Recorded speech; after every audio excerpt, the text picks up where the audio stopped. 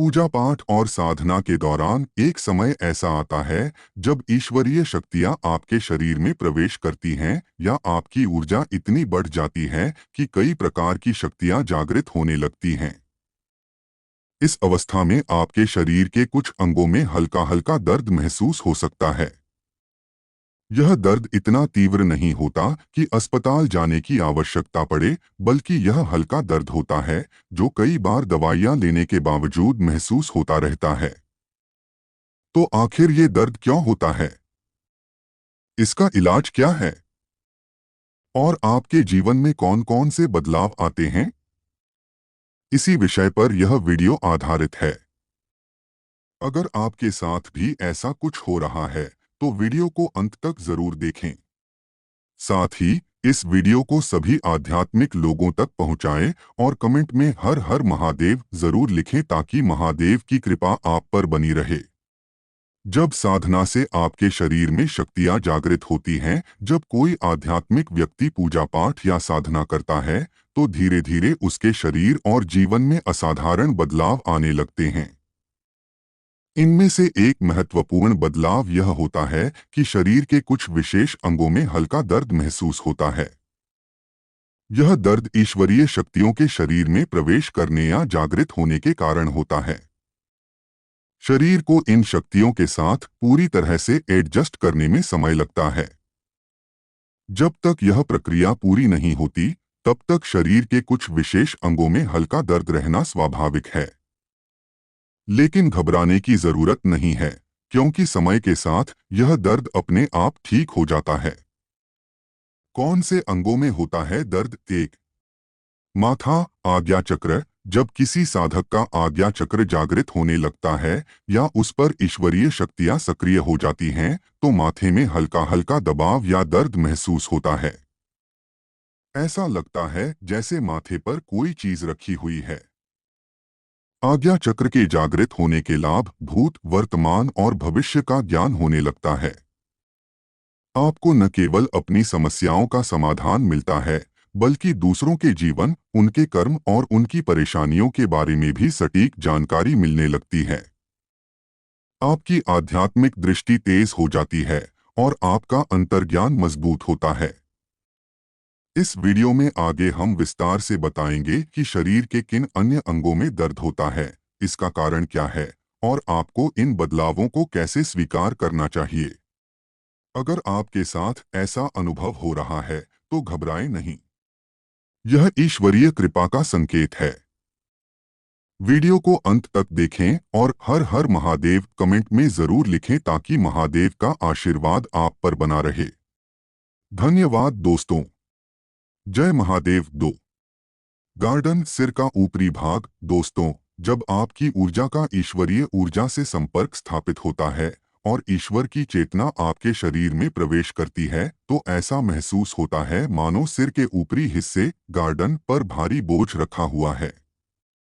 इसी कारण से आपके गार्डन में हल्का हल्का दर्द होने लगता है। यह दर्द असहनीय नहीं होता, लेकिन इसे आप लंबे समय तक महसूस कर सकते हैं। तीन, आंखें। जब आपकी आंखों में ईश्वरीय शक्तियां प्रवेश करती हैं तो आपकी दिव्य दृष्टि जागृत हो जाती है। इस अवस्था में आपको अदृश्य शक्तियां अपनी खुली आंखों से नजर आने लगती हैं। ये शक्तियां सकारात्मक भी हो सकती हैं, जैसे देवदूत और देवगणिकाएं, या नकारात्मक, जैसे भूत पिशाच। किसी भी व्यक्ति को देखते ही आपको उसकी ऊर्जा का आभास हो जाता है। उसके शरीर में मौजूद सकारात्मक या नकारात्मक शक्तियों के बारे में जानकारी मिलती है। किसी अनजान स्थान पर जाने पर वहां की अदृश्य शक्तियां भी आपको स्पष्ट दिखने लगती हैं। हालांकि इस दिव्य दृष्टि के साथ साथ आपकी आंखों में हल्का सा दर्द भी महसूस होता है। चार, कंठ, गला। जब भगवान की शक्ति आपके कंठ में जागृत होती है तो आपकी वाणी दिव्य और प्रभावशाली हो जाती है। आपकी कही हुई बात किसी व्यक्ति का जीवन बदल सकती है। लेकिन ध्यान रखें, अगर आपके मुख से किसी के लिए गलत शब्द निकलते हैं तो इसका प्रभाव उस व्यक्ति पर गहराई से पड़ सकता है। इसी कारण कई सिद्ध साधु मौन व्रत धारण करते हैं और अनावश्यक बातें करने से बचते हैं। इस शक्ति को प्राप्त करने के बाद आपको भी कम बोलना चाहिए और बेवजह की बातें करने से बचना चाहिए। इस जागृति के साथ साथ आपके कंठ, गले में हल्का सा दर्द भी रहता है। 5 कान जब ईश्वरीय शक्ति आपके कानों में प्रवेश करती है तो आपकी श्रवण शक्ति दिव्य हो जाती है।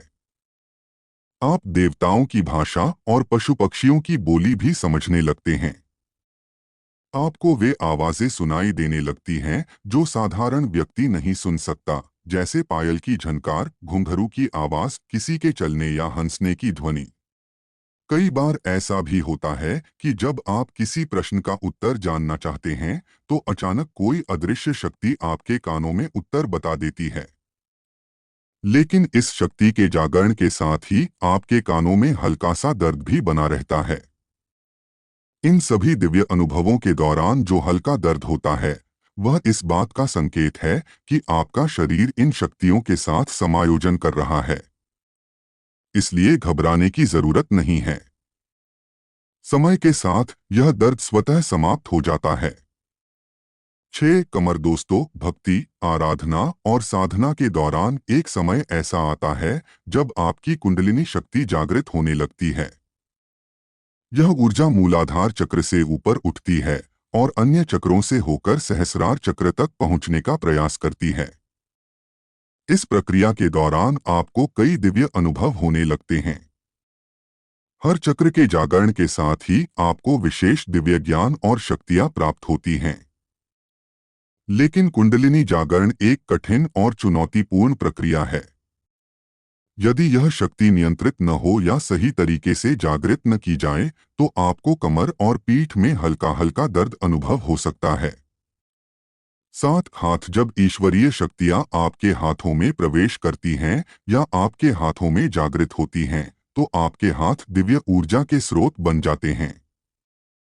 यदि आप अपने हाथ किसी रोगी व्यक्ति के सिर पर रखते हैं तो उस व्यक्ति को राहत मिलती है। किसी बच्चे को बुखार हो और आप उसके शरीर पर अपने हाथ फेरते हैं तो उसका बुखार गायब हो सकता है। जब आप किसी ताबीज या धागे को अपने हाथ में लेकर मंत्रों का उच्चारण करते हैं तो वह ताबीज या धागा तुरंत सिद्ध और प्रभावी हो जाता है।